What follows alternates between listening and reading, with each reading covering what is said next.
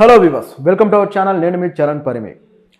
రాహుల్ గాంధీ ఇంటికి వెళ్ళిన బీజేపీ నాయకుడు, బీజేపీ ఎంపీ రాహుల్ గాంధీ ఇంటికి ఈరోజు వెళ్ళారు. సో ఆయన ఎందుకు వెళ్ళారు, అది కూడా తనతో కేవలం ఒక ఇద్దరు వ్యక్తులు మాత్రమే పెట్టుకుని వెళ్ళారు. పార్టీకి సంబంధించిన ఏ విషయాలు కూడా ఎవరు కూడా అధికారికంగా ఆయనతో పాటు లేరు.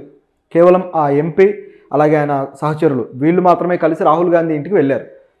ఎందుకు వెళ్ళారంటే ఇదేదో కొద్దిగా డిఫరెంట్గా కనిపిస్తుంది. నిజానికి ఆ ఎంపీ ఎవరంటే తెలంగాణ నుంచి ఉన్న ఎంపీ రఘునందన్ రావు గారు. సో ఆయన పార్లమెంట్లో ఎంపీగా ఉన్నారు. సో ప్రతిపక్ష నేత రాహుల్ గాంధీ గారిని కలవాలని, అది కూడా పర్సనల్గా కలవాలని ఆయన ఎందుకు అనుకున్నాడు? బీజేపీలో జరగరానిది ఏదన్నా జరుగుతుందా? సంథింగ్ ఈజ్ ఫిషీ అన్నట్టుంది చూస్తుంటే. అయితే దీని వెనక విషయం ఏంటని మనం మాట్లాడదాం. రాహుల్ గాంధీ గారు రాయ్బరేలీలో ఉన్న తన నివాసం ఉంది కదా, సో ఆ నివాసంలో ఉంటారని చెప్పేసి రఘునందన్ రావు గారు అక్కడికి బయలుదేరి వెళ్ళారు. అయితే ఆయన వెళ్తూ వెళ్తూ బ్లిట్జ్ అనే ఒక మ్యాగజైన్కి సంబంధించిన ప్రతులు పట్టుకొని వెళ్ళారు. ఆ లోపలికి వెళ్ళడానికి అట్లా అనుమతి కోరితే అక్కడ వాచ్మెన్ వాళ్ళు అసలు ఎందుకు వస్తున్నారు ఏంటి అని కనుక్కుంటే నేను ఇట్లా ఆయన కలవాలి, అలాగే బ్లిట్జ్ మ్యాగజైన్ ప్రతులు ఆయనకి ఇవ్వాలి అని చెప్పేసి అన్నారట. ఆ ప్రతులు ఇవ్వడానికి ఆయన డైరెక్ట్గా రావడం ఎందుకు? ఎవరితో అయినా పంపించుండొచ్చు, లేకపోతే అసలు రాహుల్ గాంధీకి డైరెక్ట్గా అవి ఇస్తే ఏమొస్తుంది అనే ప్రశ్న కూడా వస్తుంది కదా. ఆ మ్యాగజైన్లో అంత ఇంపార్టెంట్ విషయం ఏముంది? సో లేదా ఫోన్ చేసి పలానా మ్యాగజైన్ చూడండి అని కూడా చెప్పొచ్చు. ప్రత్యేకంగా పట్టుకొని వచ్చి ఇస్తున్నారంటే సంథింగ్ ఏదో జరుగుతుంది అన్నట్లుగా ఉంది. అయితే ఆ వాచ్మెన్ వాళ్ళు ఏం చేశారంటే సరే ఇన్ఫర్మేషన్ లోపలికి పాస్ చేశారు.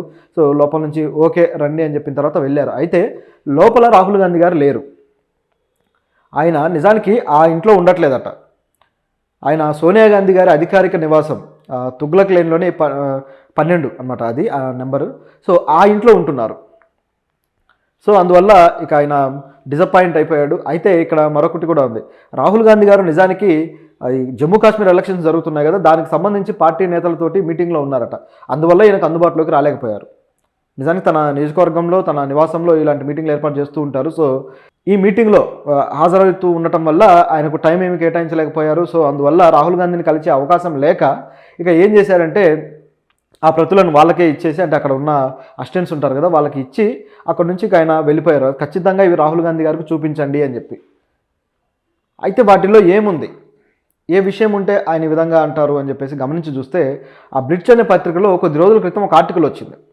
ఆర్టికల్లో ఏముందంటే రాహుల్ గాంధీ బీఫ్ని చాలా ఇష్టంగా తింటాడు, అసలు ఆయన హిందువు కూడా కాదేమో, ఆ హిందూ అని మేము భావించడం లేదు, ఎందుకంటే ఆయన సహచరుడు ఆయన స్నేహితులు ఈ విధంగా ఉన్నారు అని చెప్పేసి, అంటే వాళ్ళ అభిప్రాయాలు, స్నేహితుల అభిప్రాయాలు లేదా స్నేహితులకు తెలిసిన నిజాలు ఏవో అవన్నీ కలిపేసి వీళ్ళు ఒక ఆర్టికల్ రాశారు.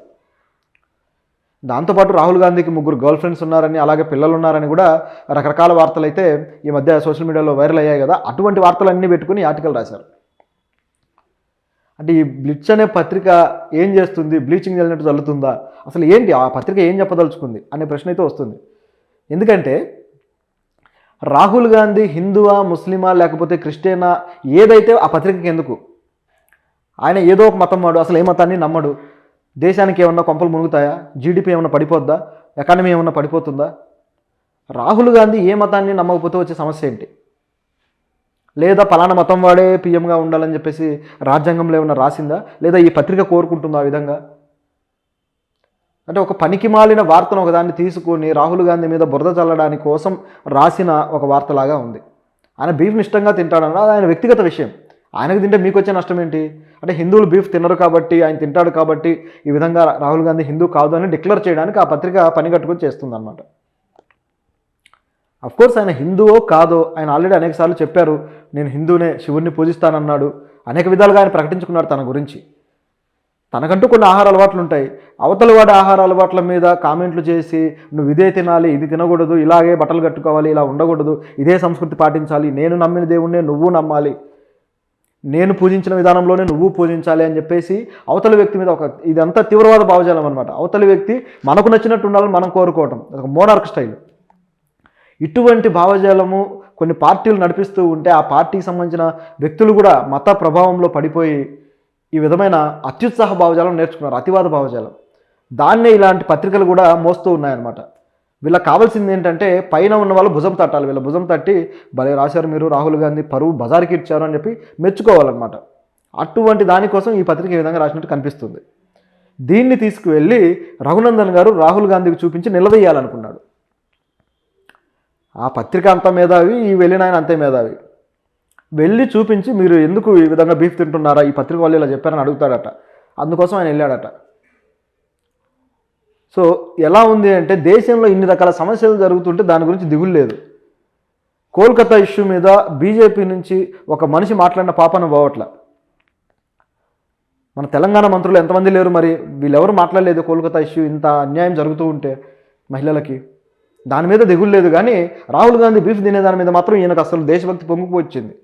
వచ్చేసి ఇక అడిగేద్దాం, రాహుల్ గాంధీని కడిగేద్దాం, దేశాన్ని మార్చేద్దాం అన్నట్టు. అంటే ఆయన బీఫ్ తింటాం మానేస్తే ఇండియా అమెరికా అయిపోద్దా?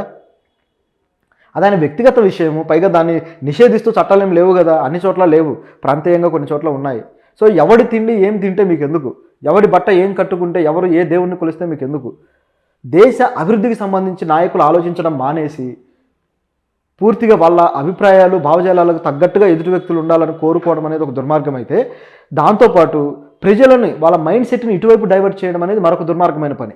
ఈ విధంగా ఈయన చేసిన చర్య అయితే మరీ పనికి మాలిన అమెచ్యూరిష్ యాక్టివిటీ అనమాట. ఇంత అవసరం లేదు. సో ఈ పత్రిక రాహుల్ గాంధీ మీద ప్రాపగండ చేయడానికి రాసినట్టుగా క్లియర్గా కనిపిస్తూ ఉంది. సో ఈయన వెళ్ళి అడగాలనుకుంటే రాహుల్ గాంధీ అయితే దొరకలేదు. ఒకవేళ ఉండుంటే రాహుల్ గాంధీ ఏం ఆన్సర్ చెప్పేవాడో కానీ రఘునందన్ గారు మాత్రం మిస్ అయిపోయారనమాట. మంచి అవకాశం. అయితే దీన్ని కూడా వివాదం చేయడానికి గట్టిగానే ప్లాన్ చేశారు. అంటే జమ్మూ కాశ్మీర్ ఎలక్షన్లు ఉన్నాయి కదా, దాంట్లో కాంగ్రెస్ పార్టీ ఇప్పుడు యాక్టివ్గా పాల్గొనబోతుంది. జమ్మూ కాశ్మీర్లో బీజేపీ కూడా రావాలనే పట్టుదలతో ఉంది. అసలు జమ్మూ కాశ్మీర్లో బీజేపీ సీఎం రావడం అనేది నిజానికి ఒక ఆశ్చర్యకరమైన విషయమే. ఎందుకంటే అక్కడ జనాభా దామాషా ప్రకారం చూసుకుంటే జమ్మూ వ్యాలీలో, కాశ్మీర్ వ్యాలీలో వచ్చేసి పూర్తిగా ముస్లింల డామినేషన్ ఎక్కువగా ఉంటుంది, జమ్మూలో వచ్చేసి హిందువుల డామినేషన్ ఎక్కువగా ఉంటుంది. సో రెండు వేరువేరుగా కనిపిస్తూ ఉంటాయన్నమాట. కాబట్టి జమ్మూలో బీజేపీ నుంచి నాయకులు ఉన్నారు కానీ ఇటువైపు కాంగ్రెస్ పార్టీకి తక్కువగానే ఉంది. అయితే మిగతా వ్యాలీ ప్రాంతంలో ఆల్రెడీ ఈ ముస్లిం ఏదైతే మతతత్వ రాజకీయం అనేది నడుస్తూనే ఉంది. కశ్మీర్కి ప్రత్యేక రాష్ట్ర ప్రతిపత్తి ఏదైతే ఉందో దాన్ని పునరుద్ధరిస్తాము అని చెప్పేసి ఆయన కూడా స్టేట్మెంట్ ఇచ్చాడు. సో ఇవన్నీ జరుగుతూ ఉన్నాయి కాబట్టి రాహుల్ గాంధీని వీళ్ళలాగానే ఒక ముస్లిం ఐడియాలజీ తోటి ఉన్నట్టుగా చూపిస్తే ఇక్కడ ఓటు చీలిక ఈజీ అయిపోతుంది అన్న ఐడియాలజీ తోటి ఈ గేమ్ అన్నట్టుగా కనిపిస్తుంది. ఎందుకంటే నెక్స్ట్ ఎలక్షన్ క్యాంపెయినింగ్ అంతా అక్కడే జరగబోతుంది. కాబట్టి రఘునందన్ గారి మొత్తం ఓవరాల్గా బీజేపీ వాళ్ళ స్కెచ్ ఈ విధంగా కనిపిస్తూ ఉంది. ఇంకా మతము బీఫ్ ఇక్కడే ఉన్నారు వీళ్ళు. కొద్దిగా కాశ్మీర్ను బాగు చేస్తామనో లేకపోతే కాశ్మీర్కి ఏమన్నా ఇస్తామనో ఇలాంటి వ్యాఖ్యలు అయితే వీళ్ళ దగ్గర నుంచి రావట్లేదు.